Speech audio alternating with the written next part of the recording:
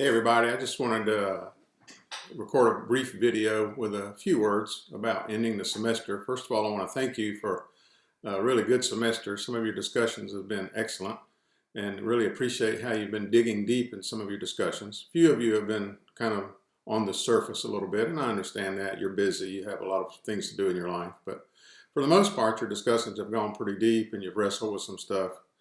And I hope that the readings this semester have done a good job of helping you think outside your own world, your own paradigms, your own box, so to speak. I know these readings have always helped me do that. What God is up to in the world is far greater than anything any of us can understand. I've always liked to say when people, want to understand all of God, I like to say to them that if they are able to understand everything about God, then that means God is no bigger than their ability to understand. And I really think we serve a God a lot bigger than that. So I'm grateful for the ways that God uses the readings in this course and our discussions to sort of help us think out and learn at least a little bit more about kind of what God is up to around the world and how God is up to what God is up to around the world. And that helps us at some point in the future, if not now, be in a better position to discern, what role we might feel God calling us to play in whatever it is that God is up to around the world in whatever place, whatever culture, etc. And this can change at different times in our lives. I mean, I was a United Methodist pastor for 25 years, serving in local churches and I was serving in a great church and had been there 13 years and honestly thought I might retire there. And at the age of 51, God called me to do something completely different and focus on ministry in Venezuela and Costa Rica and other Spanish-speaking countries. So our role in what God is up to around the world can change in different stations or stages of our lives. And so one of the things I want to encourage you to do is consistently and constantly be about a process of discernment so that you can know that God may want to speak a different word to you today than God spoke to you yesterday. Now, whatever word God speaks to you will always be consistent with a written word, but God does speak different words to us at different places in our lives, different stages in our lives. So thank you for all that you've done to make this course fun. We have a couple weeks left this week and then next week, and so I just want to encourage you to hang on. I know that at the end of the semester you're trying to wrap up any other classes you're taking. Plus, it's spring and you have stuff. If you have families, if you have kids in school, man, they're getting to the end of their school year and they're going nuts. So there's just or if you're in college, you're wrapping up your college semester, or if you work in a college, or if you work, I know some of you work in college settings or high school settings, and so your students that you work with are sort of going nuts as they get toward the end. So just hang tough for these last 2 weeks. I'd like to see some discussions on the discussion post. But if you don't discuss quite as much as usual, I will understand. But I would like to see some discussions on the discussion post. So this week we're talking a lot about some other writings of Cider and what's justice mean, what's equality mean, and all those kinds of things. This relates to last week's topic of money because money always gets wrapped up in those things.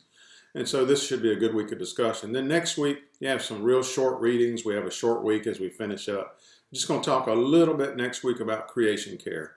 And so I look forward to that and hope you will have time to do a few posts about that.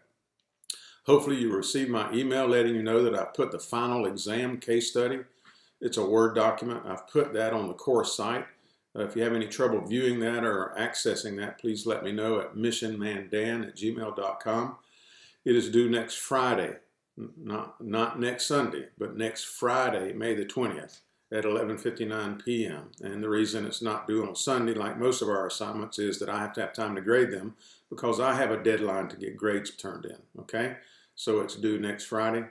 Look forward to reading those, and of course I'll turn those around as quickly as I can because I have to to get the grades turned in.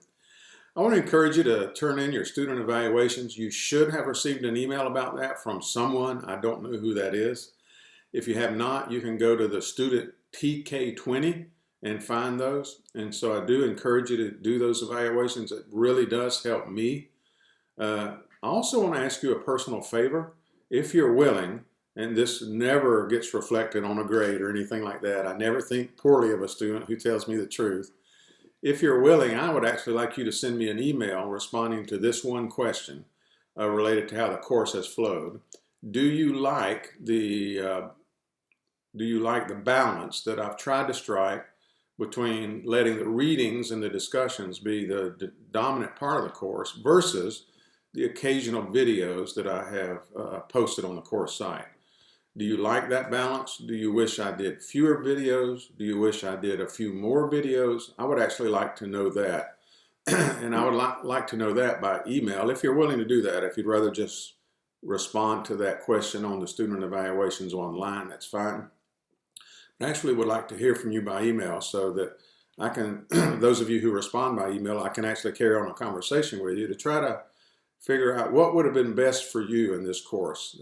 Was it a good balance for you, or would there have been a better balance for you? And that's one of the tough decisions I always have in this particular course, because you have so many readings and your discussions. You know, it takes a while to read everybody's posts and respond to them. I try to keep the video work, you know, limited somewhat because I don't want to overwhelm you. On the other hand, as your professor, I need to do some guidance. So where's that balance? And I'd be real curious to know what you think about that. And I'd really appreciate it if some of you would send me an email about that. Again, at missionmandan@gmail.com. So we have 2 more weeks together. Thanks for a great semester. I look forward to you finishing well. Continue to be praying for you. And hope that God continues to keep stirring in you. I mean, obviously you're enrolled in seminary because God's stirring something in your lives. And I hope God continues that stirring. In a good way, not in a bad way, not in a, oh man, I'm always uncomfortable way, but in a good way. While God's percolating, and I'm trying to be obedient to that percolating. So may God go with you. I look forward to actually meeting a few of you in person if God ever makes it possible for our paths to cross.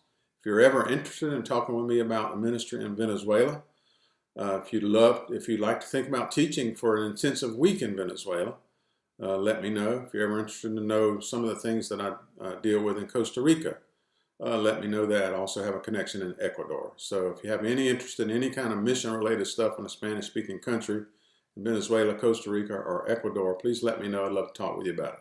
Okay, thanks everybody. God bless.